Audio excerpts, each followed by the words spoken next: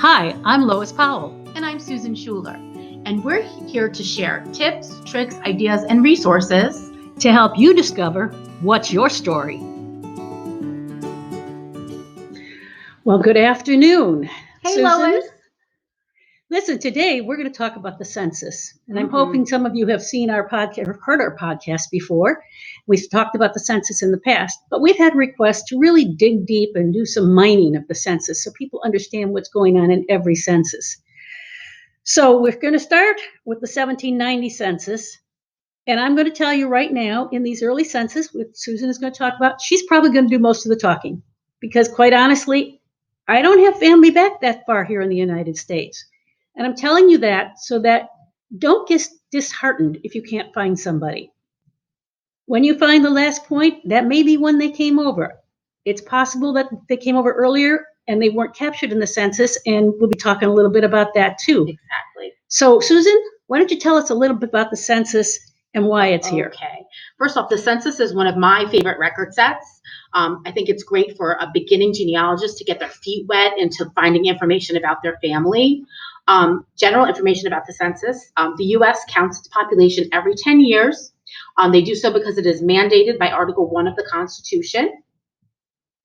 Originally, the first census for 1790, the census takers were the U.S. Marshal Service, and they worked for the Secretary of State, who at the time was Thomas Jefferson. If you refused to answer questions, you would be fined $20. That's a lot of money in that time. Sounds like a huge amount of money then. And why did they count? They wanted the House of Representatives, till this day, is decided by population. So the more population you had in an area, the more representation they had in Congress. So we're going to talk about, this will be segment 1. Yes. We're going to split the census into 3 categories. We're going to cover 1790 to 1840 today. Mm-hmm. Then we'll cover 1850 to about 1890. Mm-hmm. And finally, we'll cover 1900 to the last census that was out, which is 1940. So you're going to have to listen to us 3 different times if you want to hear all the census information. And you'll see why we broke it up the way we did. Those are 3 great breaks because they cover specific pieces of information, and that it changes and it gets to be more, there's more information to dig out, to mine out of those 3 different sections. And for example, the way we split it up, it'll be kind of like a pre-Civil War, during the Civil War, slightly past the Civil War, and then going forward post-Civil War. So there's another reason we split it up that way. So Susan, you want to tell us a little bit about 1790? I am ready to talk about the first census, the 1790 census. It's called the 1790 census, but it took them nearly 2 years to count it. And they counted the states that were the original 13 colonies, and then Maine, Vermont, Kentucky, and pieces of Tennessee. They were, I guess, in the process of entering statehood. The census counted about 3 to 4 million people, and they asked for the name of the head of the household. They identified the town and the state where they lived. They asked for the number of free white men 16 and over, the number of free white men 16 and under, and then they asked for the number of white women, the number of slaves, and the number of Indians. And so the women, the slaves, and the Indians are sort of lumped into one category. We just know that there's, 2 women and 2 slaves maybe in the household. And there were no names. This is only a count. There weren't even names for the boys either, the men either. They were just the numbers, how many were over 16 and how many were under 16. And they wanted to know that because they wanted to determine the country's military capabilities. If there was going to be a war, they were starting to prepare their military. So why is the 1790 census valuable? Well, it helps us identify a locality, and it helps us identify my very favorite thing, which is the fan club, which would be our friends, our associates, and our neighbors. So you can look at the 1790 census and see who lived right next door to your 4th or 5th great grandfather. I have a copy of the 1790 census where it's my 5th great grandfather living in Haverstraw, New York. And if you were here, you could look at the document. You could see like 5 houses up is my other 5th great grandfather, because you lived near people that you knew, and you married people that you lived next door, and things like that. And looking at all those names, I could see there's a lot of other relatives and neighbors and cousins in there. It can help you distinguish a target family. So if you think you know John Jones lived in this area, you might be able to identify him based on the number of people living in his household at that given time. There were several problems with the census. It wasn't perfect. First of all, the census takers, the U.S. Marshals, had no form. Like, we have a form that we fill out. We can even go online and fill out the census. They were just going door to door with a piece of paper. So who knows the accuracy if they got, it wasn't consistent by any stretch. And then there was obviously no accurate count of women, slaves, or Indians. And like I said, it took them a long time to count. They did not finish till sometime in 1792. So technically, if you have an ancestor who was born in 1791 or 1792, they could actually be on the 1790 census. The records for Delaware, Georgia, New Jersey, Tennessee, and Virginia were destroyed during the War of 1812. All right, so now we're ready to talk about the 1800 census, which was counted into the spring of 1801. The records are starting to get a little more specific, which I mean they're trying to break down their dates a little bit. So now they're going to talk about free white males under 10, and then males 10 to 16, males 16 to 26, 26 to 45, and 45 and over.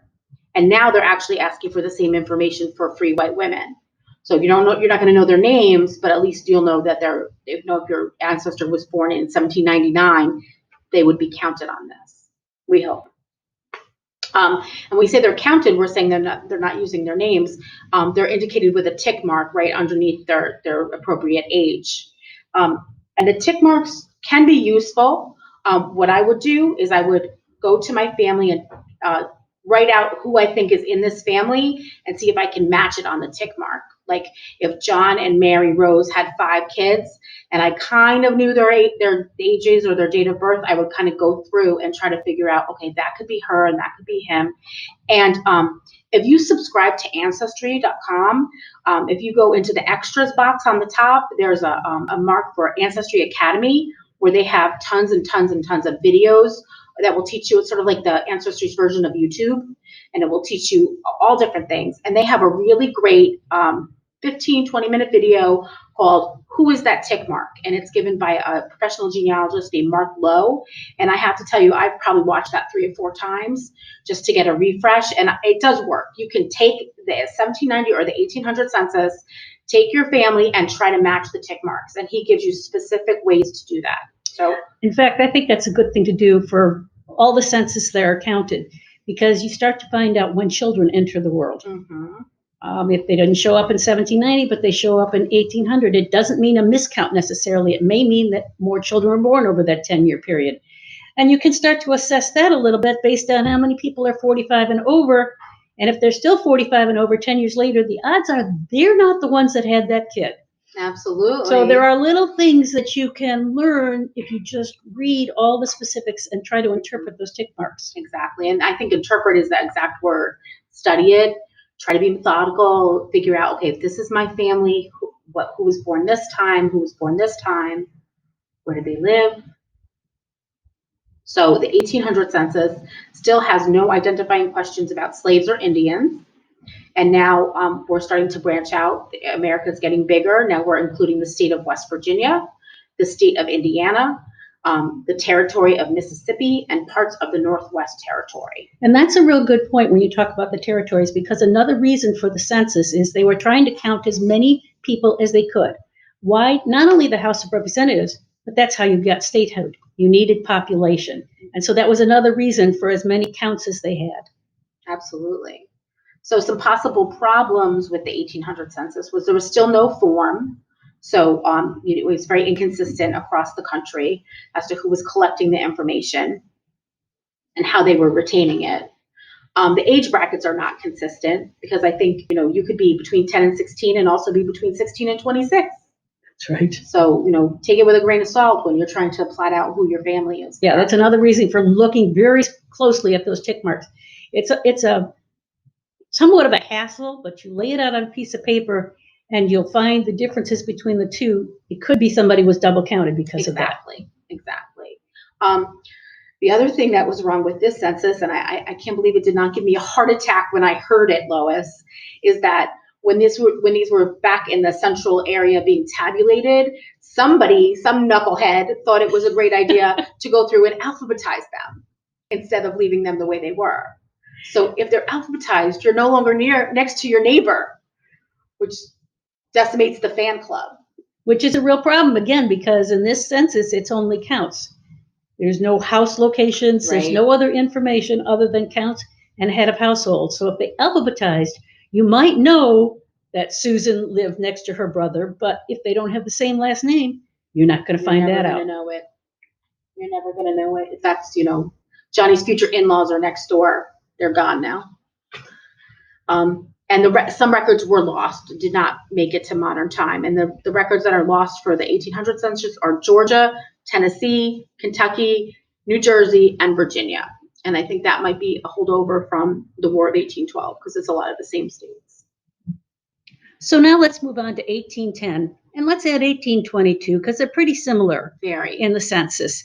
And again, the questions change, and that's important to always remember. Every time there's a new census, the questions change. They're more specific this time. They ask about free colored persons. Again, through tick marks, it's just a count. This is the first time they ask about immigration. Are you foreign born if you're not naturalized? And they focus on another set of questions. Industry questions. Occupation. Agriculture, manufacturing, and commerce. Now, I have some family in the 1820 census, and as we've been talking about, I actually went back and compared all the census across that I had. And in 1820, I did this for 3 different families. And I did it because I couldn't figure out the children. And so we would talk about the tick marks, and you had to keep counting the tick marks because children grow up, and guess what? They get married and they start their own family. And so if you transition between census, you can begin to follow that line, even though you may not have their information. But also foreigners.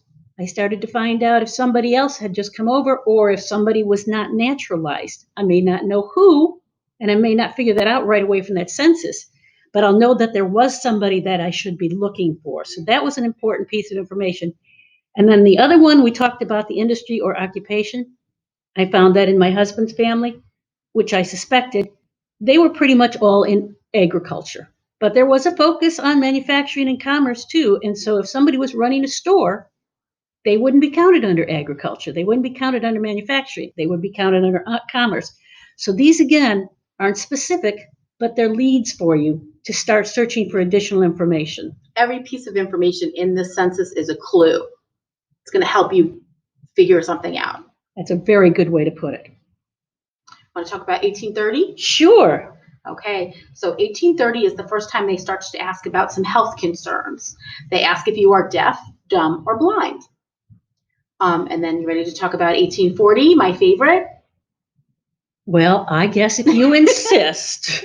So 1840, the age brackets finally broaden. So they're asking for people who are under 5 years, anyone between 5 and 10, 10 and 15. They're roughly every 5 years for men and women. And this is the first time that they ask for the colored people, because that's how it's listed in the census, is they ask for their information.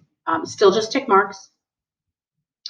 There's additional health information where they're asking if you're insane or idiotic. And I did find someone who was listed as idiotic.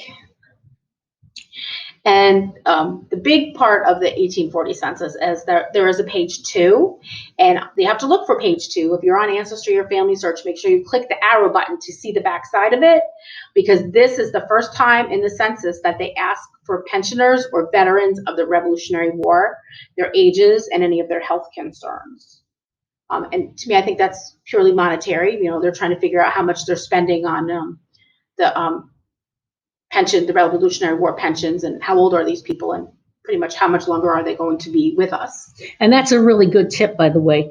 Look for a second page. Mm-hmm. In general, you don't have to do that, but now as you're into 1840, unless you flip the page or look at the end of the images that you're looking at, sometimes I have found some where they took that second page, and they put them all at the end. Oh, So you want to check for that as well. And if you're using something like Ancestry or some of the other websites, you get groups of pages, 1 through 17. And I just started to notice there was no page 2.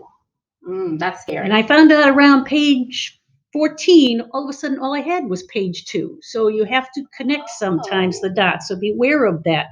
But these, again, are real important questions for pensioners, veterans, and that will lead you to more information as to what do they get in pensions, Right. where were they, were there any land, any bounty, and that's clues. Susan, Yeah. you said it before, it's all about the clues. This is a great clue. Once I knew that I had an ancestor that claimed that they were in the Revolutionary War in the 1840 census, then you could take that information and go to NARA and see if you could find pension files, pension records, if their widow got a pension. Yes, it's a very important census. Because it has finally started to change the information significantly. I think the health questions that came in, the industry questions that came in, and the prior ones is important.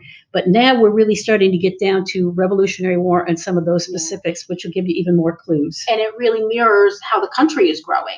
We're becoming less agriculture, more industrial. We're starting to. I mean, I'm sure all those health questions are like, who's taking care of these people? Or is the government responsible, or is somebody else taking care of them? You can see that, from the 1790 census, when we're about 3.5 million people, to now, the country's really booming. It's probably doubled or tripled in size. I think that's an excellent point. So, and I can't stress enough, compare from census to census. Mm-hmm. Always look back. When you get 1840, go back and compare it to 30, to 20, to 10, whatever you can go. Always look backwards and look for inconsistencies. Yes. Because that's where you're going to find change. One of my favorite things is to make a table in Google Docs, the easiest word processing document out there, and to just make a list, 1830, 1840, 1850, and see, did they change in age? Well, I mean, did they, is it the same family in age? I use a pencil and paper, okay? Oh. But it's the same idea. Create a matrix is what we're really saying. Exactly. You use Excel, use paper, use whatever, crayons. Crayons will work, yes. You can get it done. I think you should do it because it's a really good way to compare it. And it can be frustrating going to that detail level because you think, I find them. I'm going to move on to the next. Yeah, but your John census. Jones might not be your John Jones. Exactly. Trust me, as somebody who's been looking for Jacob Jones for 20 years, I know. We do have blank forms of the census here at the library. If anybody needs some blank forms that they want to fill in for themselves, please stop by my office. I'll be happy to hand those out or leave some in the genealogy area of the library.